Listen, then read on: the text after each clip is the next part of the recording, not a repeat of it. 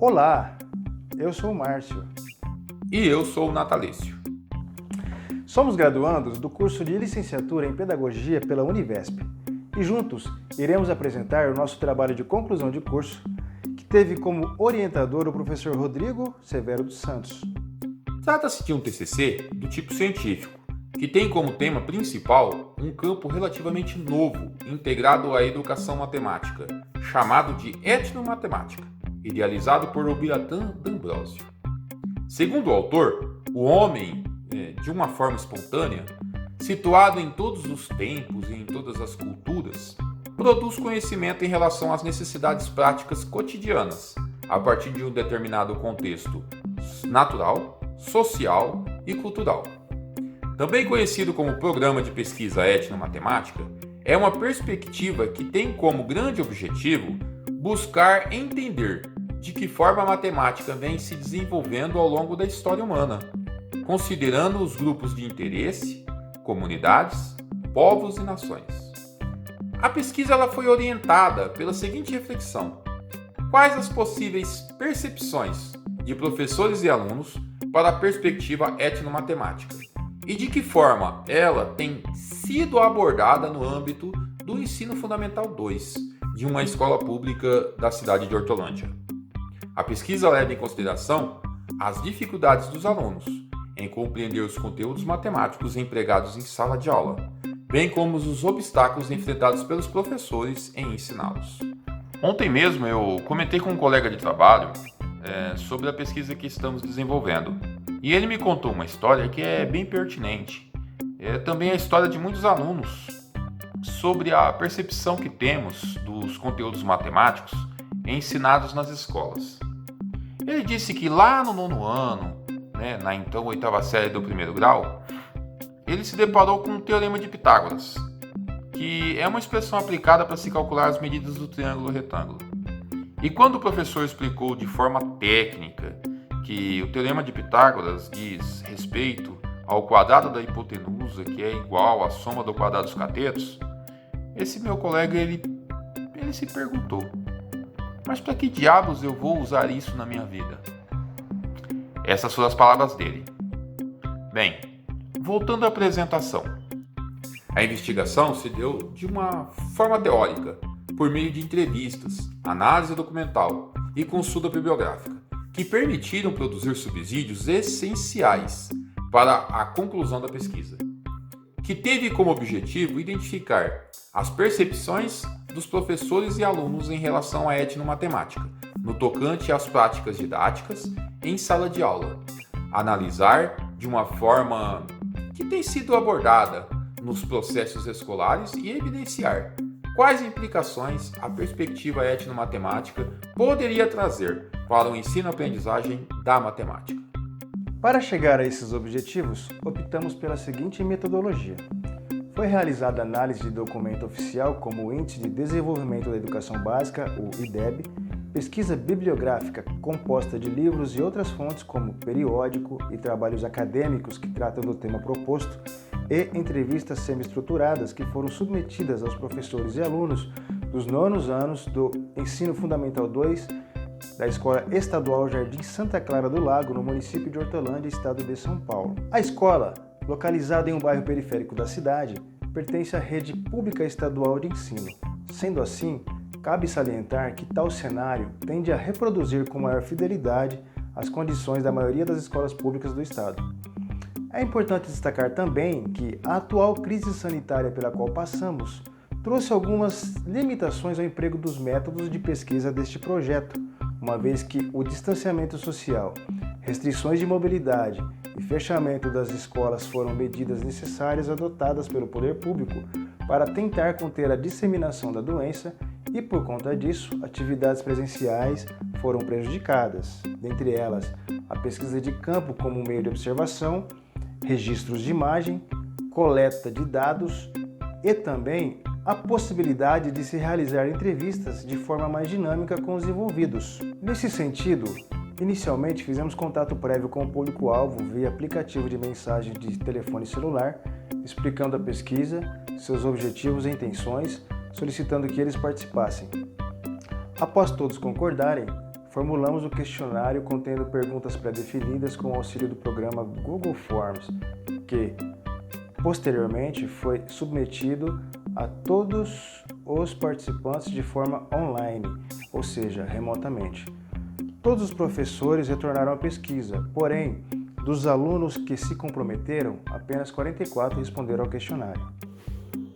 Sobre os resultados, os dados obtidos através do IDEB, diagnosticado através da Prova Brasil, mostram que o nível de proficiência em matemática das séries pesquisadas encontra-se bem abaixo da meta fixada, ainda que tenha havido uma evolução em relação ao resultado anterior. No que tange aos alunos, os resultados obtidos através da entrevista revelaram que a matemática é a disciplina mais repudiada, pois, de acordo com eles, ela integra conteúdos de difícil assimilação, são desinteressantes e os professores não estão preparados para ensiná-la. As declarações levantam a hipótese de que os docentes podem não estar trabalhando através de propostas didáticas que trazem significados aos alunos. Tais afirmações vão ao encontro dos relatos do historiador Paulo Gerdes, segundo os quais seus alunos moçambicanos diziam não gostar da matemática, pois para eles a disciplina lhes parece estranha, sem sentido. Por outro lado, quando a pesquisa mostra que a disciplina ficou em segundo lugar como sendo a mais apreciada, por conta de ser de fácil compreensão e conter conteúdos interessantes, a hipótese levantada anteriormente em relação às práticas didáticas dos professores é refutada. A pesquisa também mostra que a maioria deles entendem que não existe ou não souber avaliar se há uma articulação dos conteúdos de sala de aula com situações vividas fora da escola, reforçando a ideia de que, possivelmente, é pouco empregado na escola conteúdos que privilegiam o contexto social e cultural do aluno. No que se refere aos professores, de acordo com as suas respostas, foi possível observar alguma preocupação em trabalhar propostas didáticas que dialoguem com a vida cotidiana dos alunos, evidenciando dessa forma práticas com concepções etnomatemáticas. Entretanto, apesar de obterem anos de experiências como professor de matemática, apenas um deles conhece a tendência, ao passo que os outros professores somente ouviram falar, não sabendo, porém, seus conceitos ou sua real definição. Ainda segundo eles, não existe qualquer plano ou incentivo vigente na escola que viabilize uma proposta nesse sentido, ainda que nos cursos de formação inicial e de formação continuada promovidos pela diretoria de ensino, até existe uma preocupação em capacitar o docente em trabalhar práticas didáticas que contemplem a realidade social e cultural do aluno. Diante disso, constatamos que, ainda que os dados e as informações de um ângulo específico mostrem percepções distintas da existência de alguma abordagem didática a partir da concepção etnomatemática, quando esses dados são analisados de modo geral, podemos inferir que não há por parte do público-alvo uma clareza dos elementos que envolvem o programa de pesquisa etnomatemática, muito menos sua abordagem no ensino fundamental 2 tem sido uma realidade naquela escola. Vale ressalvar que entendemos que a quantidade de alunos e professores entrevistados forneceu os dados e as informações suficientes para atingir o nosso objetivo principal. No entanto, algumas contradições observadas sugerem que outros métodos de pesquisas que não foram possíveis de serem empregados devido à pandemia poderiam dar mais robustez à investigação e, portanto, mais credibilidade. Acreditamos que essa pesquisa ratifica o que a produção acadêmica e as estatísticas têm apresentado ao longo dos anos, as quais revelam que, dentro de um cenário formado com alunos provenientes de diversos contextos culturais e sociais, o receio da matemática, a falta de interesse e a formação ruim dos professores provavelmente são alguns dos fatores responsáveis pelos baixos índices de proficiência em matemática, mas que, de acordo com os referenciais teóricos apresentados neste trabalho, podem ser amenizados desde que a escola passe a adotar práticas que despertem o interesse desses alunos em aprender. Como contribuição, este trabalho evidenciou tal situação e apresentou as potencialidades do programa de pesquisa etnomatemática em favor da educação, bem como sinalizou alternativas viáveis de como é possível adotar propostas pedagógicas pensadas nesta configuração nova de estudante impregnada de multiculturalismo. Cabe a nós, professores, lutarmos para que tais propostas sejam postas em prática. Os referenciais teóricos utilizados neste trabalho tiveram um importante papel de fundamentar os aspectos que julgamos estratégicos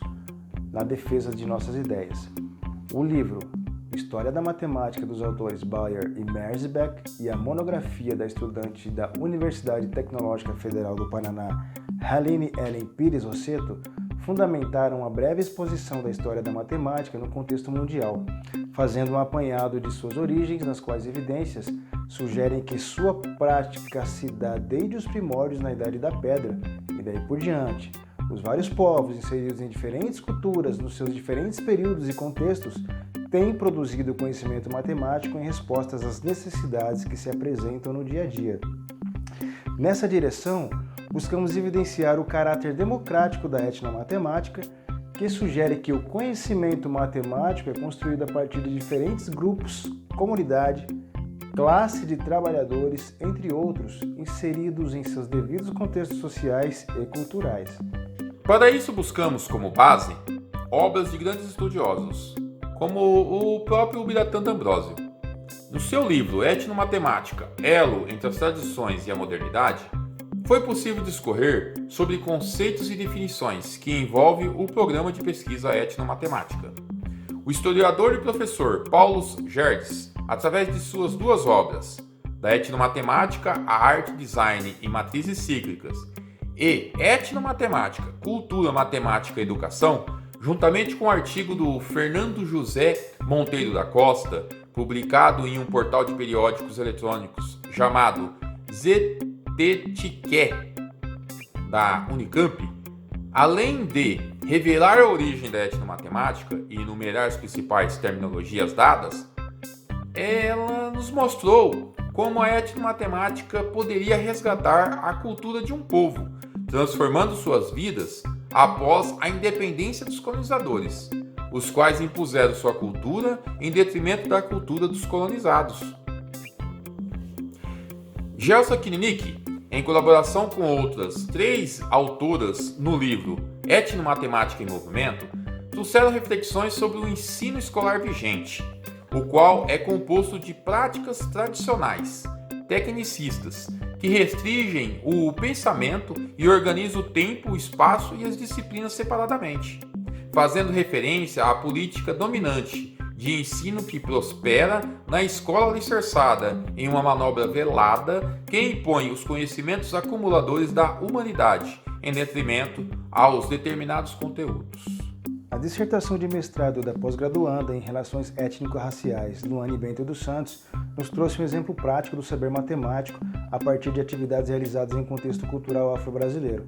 cuja prática de trançar cabelos é uma marca legítima da cultura afro. No trabalho, é possível perceber traços impregnados de saber matemático, uma vez que as formas das tranças representavam figuras geométricas. Além de D'Ambrosio, as contribuições da etnomatemática para o ensino foram evidenciadas através dos artigos publicados no livro Modos de Fazer, do projeto A Cor da Cultura, por Nilma Lino Gomes, ao destacar a importância da Lei 10.639 de 2003, alterada pela Lei 11.645 de 2008, as quais estabelecem a obrigatoriedade de inclusão da história e cultura afro-brasileira e indígena nas escolas públicas e privadas no âmbito do ensino básico, destacando sua importância no reconhecimento de suas tradições e contribuições para a formação da sociedade brasileira, bem como sua importância no combate ao racismo. E também um artigo da autora Cristiane Cope de Oliveira, do mesmo livro supracitado, e o trabalho de conclusão de curso da graduada em licenciatura em matemática, Leila de Andrade, que trazem propostas didáticas que articulam a referida lei com conteúdos matemáticos a partir da perspectiva etnomatemática. Por fim, consultamos o IDEB, a Constituição Federal de 1988, a LDB 9.394 de 1996,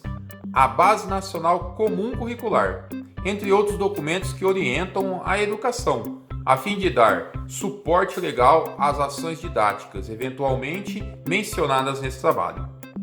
Chegamos assim ao final da apresentação desse nosso honroso trabalho. Agradecemos a todos pela atenção.